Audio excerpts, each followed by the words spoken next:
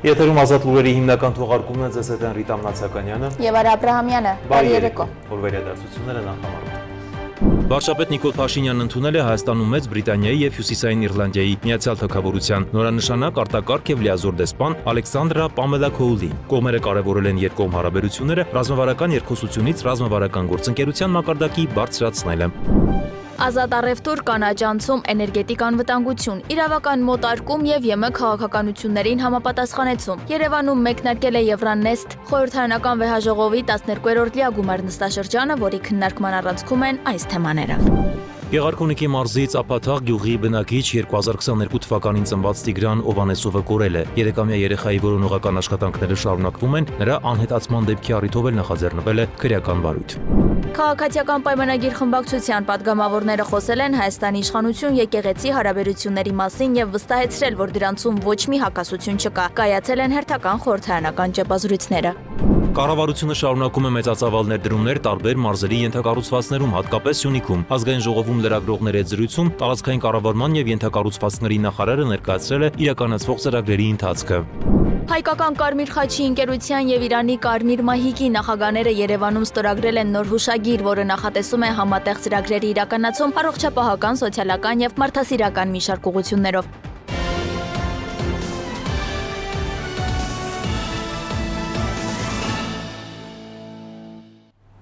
Վարչապետ Նիկոլ Փաշինյանն ընդունել է Հայաստանում Մեծ Բրիտանիայի և Հյուսիսային Իռլանդիայի Միացյալ Թագավորության նորանշանակ արտակարգ և լիազոր դեսպան Ալեքսանդրա Պամելա Քոուլին։ Զրուցակիցները քննարկել են առևտրատնտեսական կապերի խթանմանը, նաև այլ ուղղություններով գործակցության խորացմանը վերաբերող հարցեր։ Միաժամանակ կողմերը կարևորել են երկկողմ հարաբերությունները ռազմավարական երկխոսությունից ռազմավարական գործընկերության մակարդակի բարձրացնելը։ Անդրադարձ է կատարվել Հայաստանի ու Ադրբեջանի միջև հարաբերությունների կարգավորմանն ու խաղաղության հաստատմանը, նաև տարածաշրջանային հաղորդակցության ուղիների ապաշրջափակմանը միտված քայլերին։ Ազատ առևտուր, կանաչ անցում, էներգետիկ անվտանգություն, իրավական մոտարկում և ԵՄ քաղաքականություններին համապատասխանեցում։ Երևանում մեկնարկել է Եվրանեստ 12-րդ լիագումար նստաշրջանը, որի քննարկման առանցքում են այս թեմաները։ Միջազգային պատվիրակությունները բարձր են գնահատել Հայաստանի նախաձեռնողական դերը արևելյան գործընկերության օրակարգում։ Հոկտեմբերի 28-ից 30-ը Հայաստանում անցկացվում են արևելյան գործընկերության խորհրդարանական վեհաժողովի Եվրանեստի 12-րդ լիագումար նստաշրջանը, նաև բյուրոյի և հանձնաժողովների աշխատանքային նիստերը։ Այս կարևոր միջոցառումը մեկտեղել է Հայաստանի, Եվրամիության և արևելյան գործընկերության երկրների խորհրդարանական պատվիրակություններին, քննարկելու տարածաշրջանային գործակցության, ժողովրդավարական բարեփոխումների և տնտեսական ինտեգրման հարցերը։ Նիստերի ընթացքում քննարկումների առանցքում էին ԵՄ արևելյան գործընկերության երկրների միջև ազատ առևտրի, կանաչ էներգետիկայի, իրավական մոտարկման և կայուն տնտեսական զարգացման օրակարգերը։ Հայաստանը ներկայացրեց այս ուղղություններով իր վերջին նախաձեռնություններն ու հաջողված փորձը, ընդգծելով բարեփոխումների շարունակականությունը և ԵՄ-ի հետ գործընկերության խորացման հանձնառությունը։ Եվրանեստ խորհրդարանական վեհաժողովի տնտեսական ինտեգրման, իրավական մոտարկման և ԵՄ քաղաքականությունների հետ համապատասխանեցման հարցերի հանձնաժողովի նիստում Ազգային ժողովի քաղաքացիական պայմանագիր խմբակցության պատգամավոր Մարիա Կարապետյանն իր ելույթում ներկայացրել է Հայաստանի ձեռքբերումներն ու ծրագրերը ուղղված կանաչ անցումներին, կայուն էներգետիկ քաղաքականությանն ու տնտեսական ինտեգրման խորացմանը։ Հայաստանը ձգտում է ստեղծել հարթակ, որտեղ ազատ առևտրի, կանաչ էներգետիկայի և նորարարական տեխնոլոգիաների ներդրումը միաժամանակ կխթանի տնտեսության մրցունակությունը և քաղաքացիների կյանքի որակի բարելավումը։ Մենք կարևորում ենք Եվրամիության գործընկերների հետ բաց ու կառուցողական երկխոսությունը ընդհանուր արժեքների ու շահերի հիման վրա։ ԵՄ աջակցությամբ կարող ենք մեր աշխարհագրական դիրքը դարձնել հնարավորություն, ապաշրջափակելով հաղորդակցուղիները։ Խաղաղության խաչմերուկ ծրագիրն էլ հենց այդ նպատակով ենք ներկայացրել։ ԵՄ-ն ողջունել է այն փաստը, որ Հայաստանն ու Ադրբեջանը խաղաղություն են հաստատել և հանձնառու են տարածաշրջանում կոմունիկացիաների բացմանը, ճանաչելով միմյանց տարածքային ամբողջականությունն ու սուվերենությունը։ Մենք սպասում ենք նաև Հայաստան-Թուրքիա սահմանների բացմանը։ Եվրանեստի 12-րդ լիագումար նստաշրջանը ևս մեկ հնարավորություն է Հայաստանի համար հանդես գալու որպես ակտիվ ու հավասարակշռված գործընկեր ԵՄ արևելյան գործընկերության ձևաչափում։ Իր ելույթում Արեգ Քոչինյանն էլ անդրադարձավ տարածաշրջանային անվտանգությանն ու տնտեսական կայունությանը, երկրների փոխկապակցվածությանը, ընդգծելով, որ տնտեսական առաջընթացի նախապայմանը խաղաղության և գործակցության ամրապնդումն է։ Եվրանեստի ձևաչափը մեզ հնարավորություն է տալիս համատեղ ձևավորելու անվտանգ, փոխկապակցված եւ կանխատեսելի տարածաշրջան։ Հայաստանը շահագրգռված է խորացնել գործակցությունը, հիմնվելով իրավական հստակության, փոխվստահության եւ տնտեսական փոխօգուտի սկզբունքների վրա։ Նիստերի ընթացքում միջազգային պատվիրակությունները բարձր գնահատեցին Հայաստանի նախաձեռնողական դերը արևելյան գործընկերության օրակարգում։ Եվրանեստի 12-րդ լիագումար նստաշրջանի ավարտին նախատեսվում է ընդունել համատեղ հայտարարություն, որը արտացոլի անդամ երկրների ընդհանուր մոտեցումներն ուղղված խաղաղ զարգացմանը, ժողովրդավարական կայունությանը եւ կանաչ տնտեսական ինտեգրմանը։ Եվրանեստ խորհրդարանական վեհաժողովի նստաշրջանի աշխատանքները Երևանում շարունակվում են։ Լուսինե Գրիգորյան, Free News, Ազատ լուրեր։ Ժողովրդավարական ինստիտուտների ամրապնդման, մարդու հիմնարար իրավունքների ապահովման վերաբերյալ հարցերն ներառվել են Եվրանեստի 12-րդ նստաշրջանի շրջանակում անցկացված քաղաքական, մարդու իրավունքների եւ ժողովրդավարության հարցերի հանձնաժողովի նիստում։ Հայաստանյան ներկայացուցիչները միջազգային գործընկերների հետ քննարկել են այս եւ բազում այլ հարցեր։ Եվրանեստի 12-րդ լիագումար նստաշրջանի շրջանակում քաղաքական, մարդու իրավունքների եւ ժողովրդավարության հարցերի հանձնաժողովի նիստը ազգային ժողովի նիստերի դահլիճում միավորել էր արևելյան գործընկերության երկրների եւ Եվրամիության խորհրդարանական պատվիրակներին։ Քննարկումների առանցքում էին ժողովրդավարական ինստիտուտների ամրապնդումը, խոսքի ազատության պաշտպանությունը, հակազդումը ապատեղեկատվությանը եւ մարդու հիմնարար իրավունքների ապահովումը։ Հայաստանյան ներկայացուցիչները միջազգային գործընկերներին ներկայացրին տարբեր քաղաքական ուժերի մոտեցումները ժողովրդավարության զարգացմանն ու մարդու իրավունքների պաշտպանությանն ուղղված ընթացիկ գործընթացների վերաբերյալ։ Հայաստանը ժողովրդավարության ուղին ընտրել է ոչ թե արտաքին պարտադրանքով, այլ իր քաղաքացիների պահանջով։ Մենք վստահ ենք, որ ժողովրդավարական ինստիտուտների ամրապնդումը ոչ միայն քաղաքական, այլև անվտանգային եւ տնտեսական կայունության հիմնական պայմանն է։ Ժողովրդավարությունը չի սահմանափակվում ընտրություններով, անհրաժեշտ է ապահովել իրական վերահսկողության, հաշվետվողականության եւ ազատ մամուլի գործառույթների արդյունավետ իրականացում, որպեսզի պետությունը իսկապես ծառայի իր քաղաքացուն։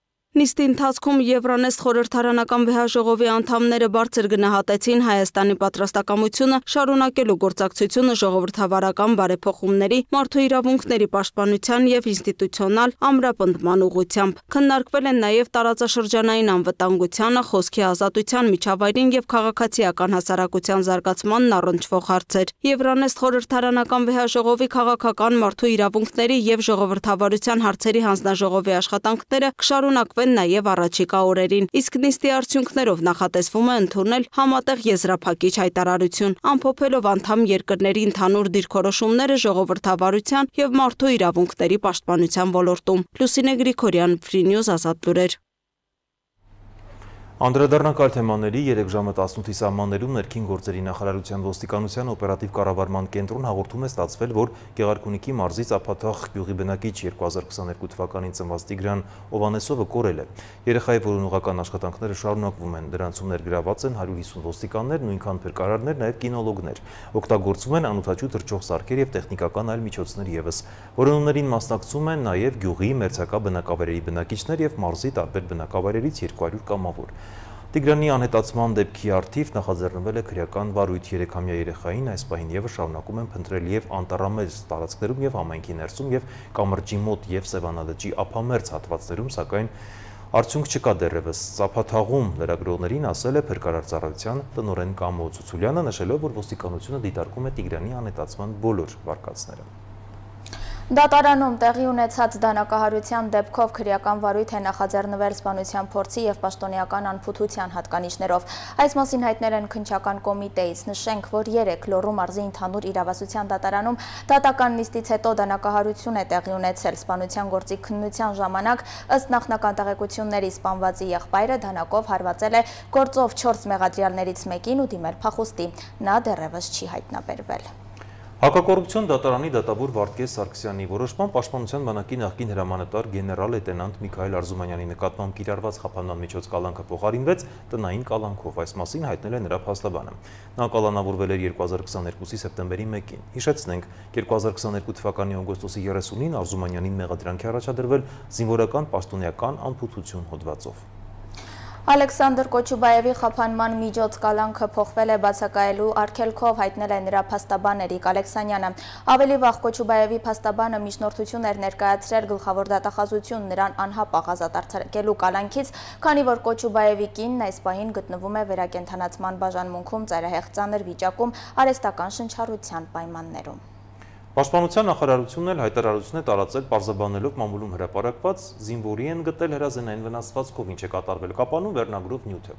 Գերատեսչությունից նշել են, որ նախնական տվյալներով զինծառայողը թեթև մարմնական վնասվածք է ստացել, զենքի օգտագործման կանոնների խախտման հետևանքով նրա առողջությանը եւ կյանքին վտանգ չի սպառնում։ Զինծառայողի բուժումը կազմակերպվել է Կայազորային հոսպիտալում եւ Երևանի կենտրոնական կլինիկական զինվորական հոսպիտալ, տեղափոխելու անհրաժեշտություն չի առաջացել։ Չնայած Պաշտպանության նախարարության լրատվամիջոցին օպերատիվ կերպով տրված մեկնաբանությանը մամուլում այն անբարեխիղճ կերպով է ներկայացվել, նշել են գերատեսչությունից։ Այսօր խորհրդարանական ճեպազրույցի ժամանակ քաղաքացիական պայմանագիր խմբակցության քարտուղար Արթուր Հովհաննիսյանը եւ պատգամավոր Վլադիմիր Վարդանյանը խոսել են Հայաստանի իշխանության եւ եկեղեցու հարաբերությունների մասին եւ վստահեցրել, որ դրանցում ոչ մի հակասություն չկա։ Խորհրդարանականներն անդրադառնալով այսպես ասած կարգայլուց եղած Տեր Արամի կողմից մատուցած պատարագին վստահություն են հայտնել, որ այս կիրակի եւս բազմահազար քաղաքացիներ են այցելելու Հովանավանք։ Հայաստանի իշխանության եւ եկեղեցու միջև հակասություններ չկան, կան խնդիրներ հայ առաքելական եկեղեցու բարձրաստիճան հոգևորականների հետ։ Այս մասին խորհրդարանական ճեպազրույցի ժամանակ հայտարարեց քաղաքացիական պայմանագիր խմբակցության քարտուղար Արթուր Հովհաննիսյանը։ Նրա խոսքով իշխանությունը խնդիրներ ունի այն հոգևորականների հետ, որոնք խախտել են Աստծուն տված իրենց ուխտը, իրենց վարքագծով նսեմացնելով բոլոր արժեքները։ Ձևակերպումը մեզ համար ընդունելի չի, պետություն եկեղեցու հետ մենք խնդիր չունենք, մենք ունենք խնդիր, արդեն նշեցի, Կտրիշ Ներսիսյանի եւ նրա շրջապատի հետ, որոնք ըստ էության իրենց վարքագծով նսեմացնում են ուրեմն ամեն հնարավոր արժեք։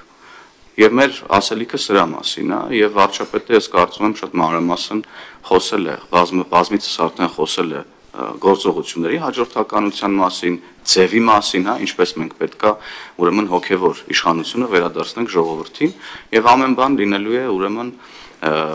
եղբայրական մթնոլորտում եւ վարչապետը ըստ էության արդեն ասել է, որ առաջնորդելու է այս շարժումը, ուրեմն նաեւ խորհրդակցություններ է կազմակերպում վարչապետն այս ընթացքում եւ այս դրամաբանության մեջ է լինելու։ Անդրադառնալով հարցին, թե հնարավոր է երկխոսություն լինի ամենայն հայոց կաթողիկոս Գարեգին II-ի հետ, Հովհաննիսյանն ասաց, որ այդպիսի երկխոսություն կարող է լինել միայն Գարեգին II-ի հրաժարականի վերաբերյալ։ Երկխոսություն չի կարող լինել նրա մասին, որ կուսակրոնության ուխտը խախտած որևէ հոգևորական պետք է շարունակի իր ծառայությունը եւ մենք որպես հավատավոր ժողովուրդ հաշտ լինենք դրա հետ։ Հովհաննիսյանն ասաց, որ իրենք այս կիրակել են գնալու Տեր Արամ քահանայի մատուցած պատարագին։ Խմբակցության պատգամավորները վստահ են, բազմահազար քաղաքացիներ են այցելելու Հովանավանք։ Մթնոլորտը շատ քրիստոնեական էր եւ շատ հավատավոր եւ նույնիսկ պատարագից հետո բավական երկար ժամանակ մարդիկ խոսում էին, զբոսնում էին, մտորում էին։ Նես որ այս տեսանկյունից մեծ խնդիր չեմ տեսնում։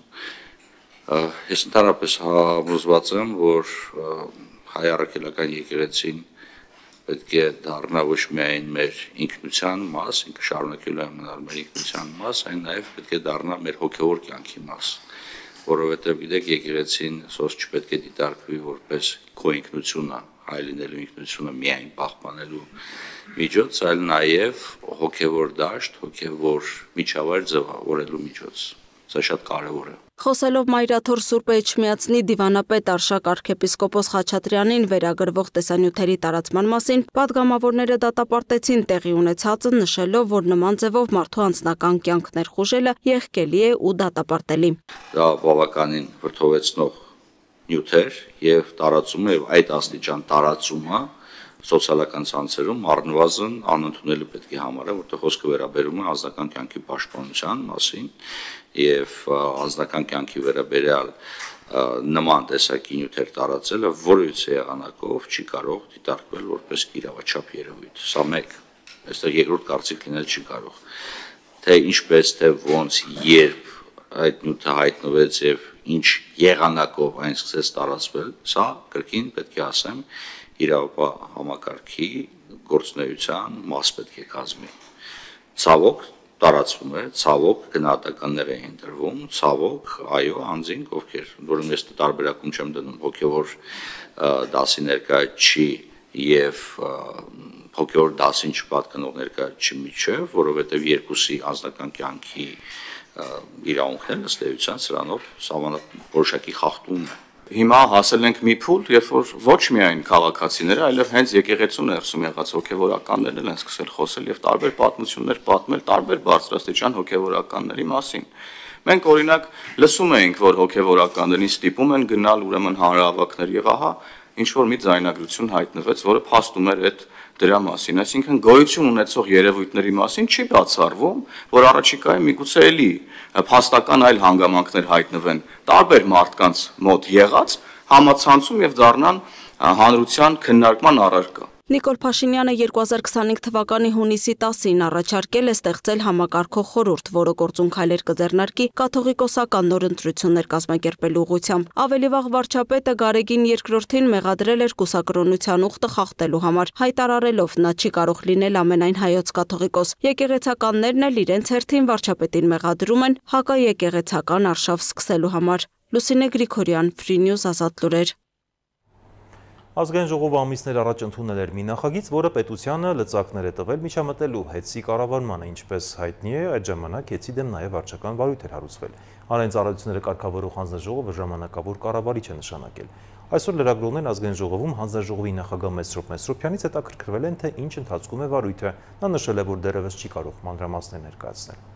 Այո, վարչական վարույթը հարուցված էր, վարչական վարույթի տևողության ժամկետը 3 ամիս պլյուս գումարած 1 ամիս, առավելագույն ժամկետը, եւ վարչական վարույթի եզրային ժամանակահատվածը, որ լրանում է, դա նոյեմբերի 18-ն է, այսինքն նոյեմբերի 18-ը մինչև հանձնաժողովը կամփոփի վարույթը եւ որոշում կկայացնի, բայց քանի որ վարույթը ընթացքի մեջ է, ես բազմիցս լրագրողներին առիթ եղել է այդ մասին տեղեկացրել եմ, վարույթը ընթացքի մեջ լինելու ժամանակահատվածում ես իրավասու չեմ եւ իրավունք չունեմ վարույթի վերաբերյալ դիրքորոշում հայտնելու, ինֆորմացիա հրապարակելու, ցանկացած վարույթ առնվազն ունի մի քանի ելք, 3-4 ելք, նկատողություն, տուժտուգանք, վարույթից զրկել կամ վարույթը կարճել։ Հիմա թե որը կլինի բանը կներեք, հա, լիցենզիայից զրկել, հա, հիմա թե որ ինչով կավարտվի այս վարույթը, պարզ կլինի վարույթի ավարտից հետո։ Կառավարությունը շարունակում է մեծածավալ ներդրումները տարբեր մարզերի ենթակառուցվածքներում, հատկապես Սյունիքում։ Ազգային ժողովում լրագրողների հետ զրույցում ՏԿ նախարար Դավիթ Խուդայթյանը ներկայացրել է իրականացվող ծրագրերի ընթացքը եւ անդրադարձել էներգետիկ ոլորտի կառավարմանն ու առաջիկա քաղաքական զարգացումներին։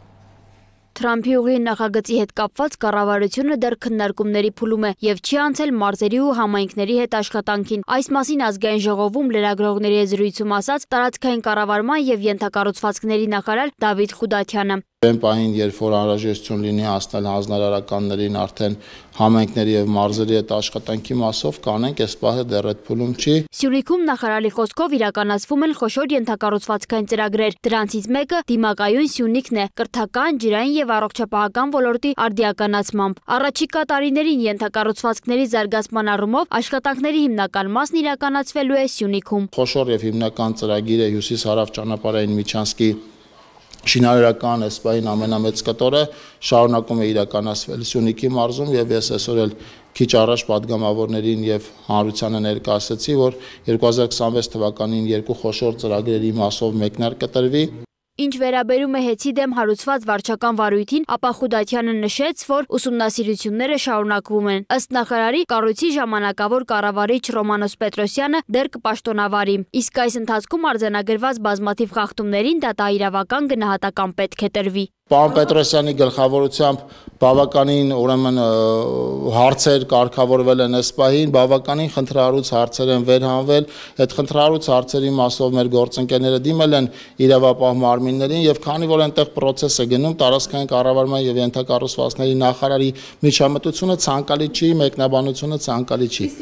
Խուդատյանը խոսել է նաև դեկտեմբերի 8-ին վաղարշաբաթուն սպասվող ընտրություններից եւ նշել, որ իշխող հաղթելու է, իսկ ընդդիմությունն այնտեղ միշտ պարտվել է։ Քաղաքացիական պայմանագիր կուսակցությունը Արգիշտի Մեխակյանի գլխավորությամբ ընտրություններին գնում է բացարձակ մեծամասնության քվեն ստանալու, այն է 50+1 ձայներ ապահովելու ուղղությամբ եւ մեզ համար Գյումրի 2 վաղարշաբաթում բացառվում է, եթե նկատի ունեն ընտրությունները փաստացի պարտվելով, երկրորդ, երրորդ, չորրորդ, հինգերորդ տեղ զբաղեցնելով, ձայները իրար գումարելով Գյումրիում իշխանություն ստանալը եւ հետո այդ իշխանության գլխին այնպիսի փորձանք բերել է, ինչպիսին Գյումրիի քաղաքապետը բերեց Գյումրիի գլխին։ Ընդդիմությունը վաղարշաբաթի ընտրությունները պարտվելու օլիմպիական չեմպիոն է եւ ես այլ ձևակերպում չունեմ տալու, եթե նույնիսկ ասեմ հիմա հաշվում քանի ընտրություն են պարտվել, կպարզվի օլիմպիական եռակի կամ քառակի չեմպիոններ են եւ իրենց առաջիկայում օլիմպիական նոր ուրեմն հնգակի չեմպիոն դառնալու ռեալ հնարավորություն ենք մենք տալու։ Խուդատյանը հերքեց նաև ընդդիմադիր համայնքապետերին ճնշելու վերաբերյալ մեղադրանքները, մեկնաբանելով Մասիսի քաղաքապետ Դավիթ Համբարձումյանին ազատազրկման ենթարկելու դատարանի օրերս կայացրած որոշումը, ըստ նրա Վարդան Ղուկասյանի դեպքով ընտրություններից մի քանի ամիս հետո ընդամենը եղավ ուրեմն այս հայտնի փորձանքը, այդ բառը իր համար էս հայտնի փորձանքը այդ դեպքում մեկնաբանում եք, որ ընտրությունները պարտվելուց հետո քաղաքացիական պայմանագիրը գնաց այս ճանապարհով, հիմա երբ որ դա պատահում է 4 տարի կամ Մասի քաղաքապետի դեպքում մի քանի ժամկետ պաշտոնավարելուց հետո դա էլ ասում եք ընտրություններին ընդառաջ, չէ, կար ընդամենը հարուցված քրեական գործ, որով կայացվել է օրենքով սահմանված դատավճիռ, եւ երբ որ այդ վճիռը մտնում է օրինական ուժի մեջ, դուք հիմա այդ հարցն եք տալի, ոչ սա քաղաքական հետապնդում չի։ Նախարարի խոսքով քաղաքացիական պայմանագիրը նպատակ ունի ապահովելու բացարձակ մեծամասնություն 50 եւ ավելի տոկոս ձայներով։ Սոնա Գիշյան, Տիգրան Ղազարյան, Free News, Ազատ լուրեր։